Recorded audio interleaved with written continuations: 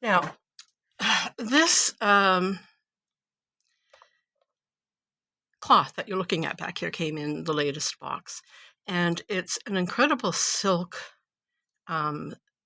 satin, very nice heavy weave, and very black, and it has been hand painted in a boutique method throughout, and it's quite large. It's probably 3/4 of a sari size, and little border there, a bigger border there on the sides, and whether some people think this is a plus or not, probably not if you're wearing it to a fancy gig, but it has been left in the sun to turn brown. Other than that, the condition is stunning, and there are so many uses for this that my head spins. I'm sure yours is spinning at the exact same moment, so that's what we're going to leave that at.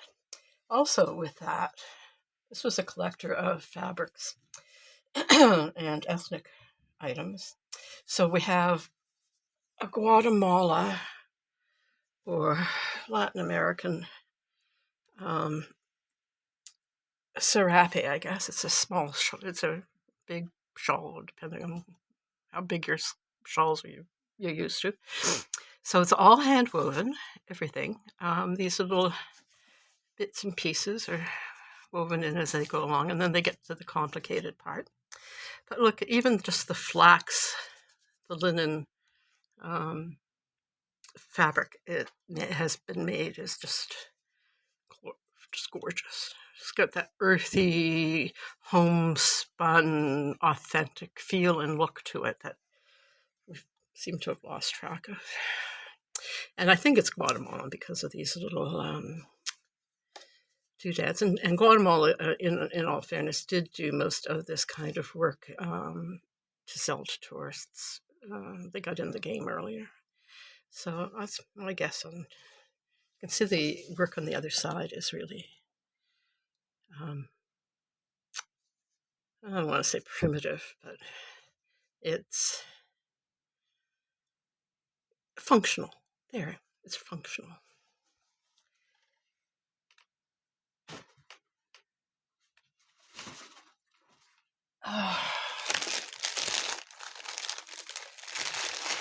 Speaking of handmade,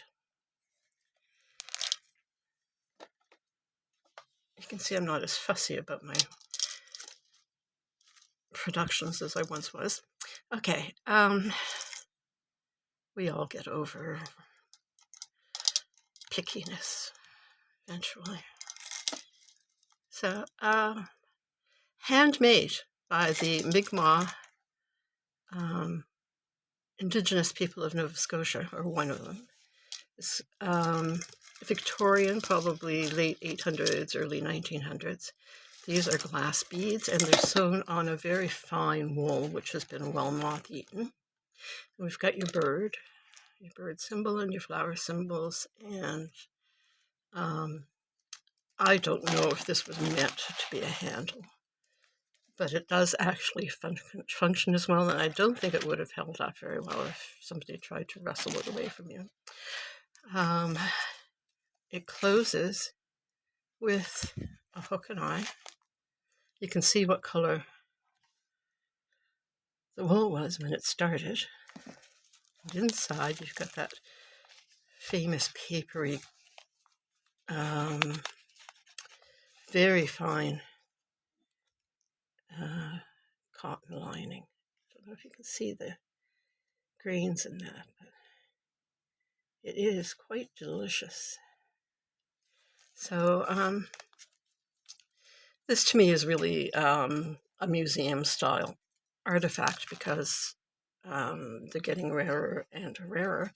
And this one is particularly beautifully beaded and constructed with the way the sides and fold has been made. So that's going in my collection. What a surprise.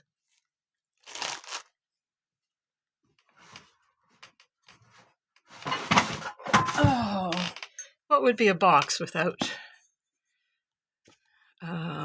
something heavy and brass cast. And this again is from the early 1900s, the Art Nouveau, and it's a ceiling fixture for a ceiling lamp. So this is the kind of thing ceilings used to hold up, plus the weight of the lamp. Ha ha, it's heavy. And said in another video, we looked at a different one that was a little bit bigger than this, that these make wonderful outdoor art pieces. There's pretty much nothing you can do to damage them. I mean, seriously, very little. I don't know, even if a tractor rode over it, it would be damaged. That's how things were made.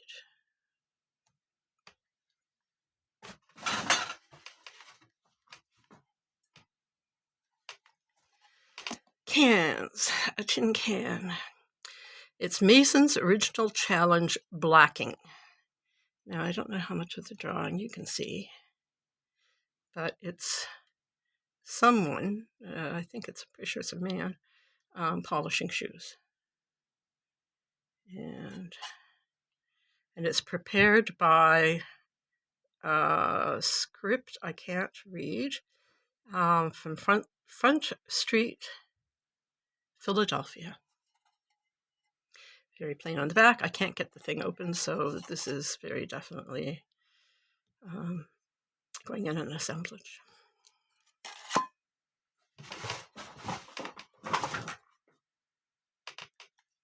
On the other side of the coin, for you women, we have a little mirror that flips open and closed with a silk crepe backing,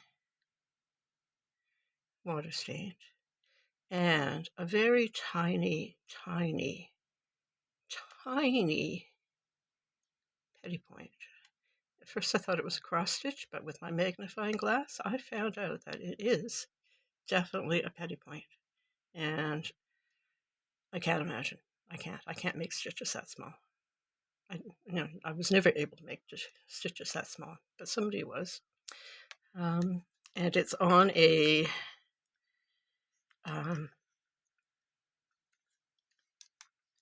celluloid stick. So it's obviously from the 20s, 30s, and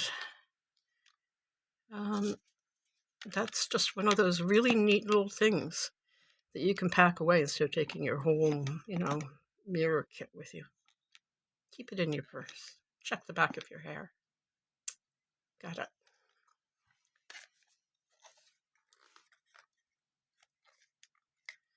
And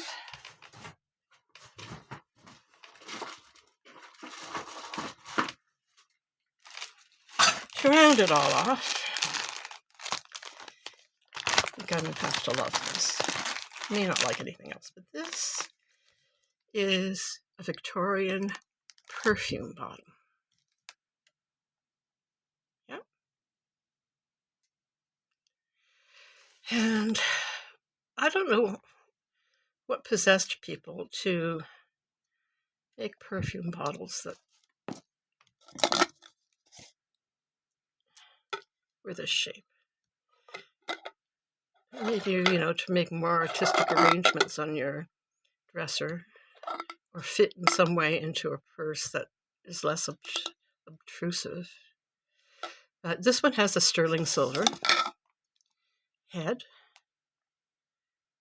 and it also has a little thingbob ring to put it onto something. Maybe you carry it around your neck. Maybe it was part of a chatelaine. You have some smelling salts. That's it. It held smelling salts on your chatelaine in case the mistress took on the vapors suddenly. You were there. Wow.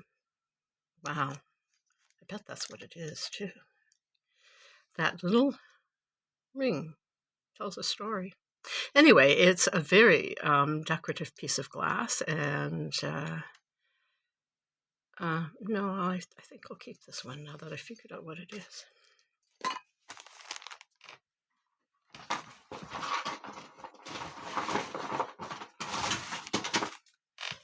And last but not least for today's video, all the things that we use in our life, we've lost the